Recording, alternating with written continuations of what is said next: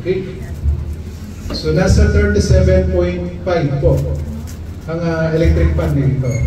So ngayon, isasaksak naman natin uli yung ating power saver. Simple lang, kagaya kanina nung nakasimple yung ilaw, nakasaksak lang po. Yun, ilan na lang po ba? 7.9 o 7.8.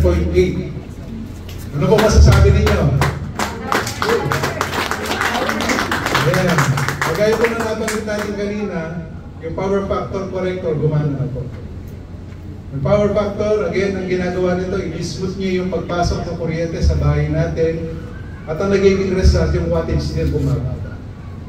So legally, accepted po yan.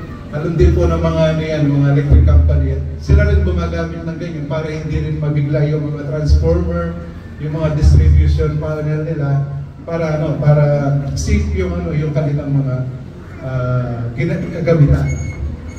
Ngayon, kanina po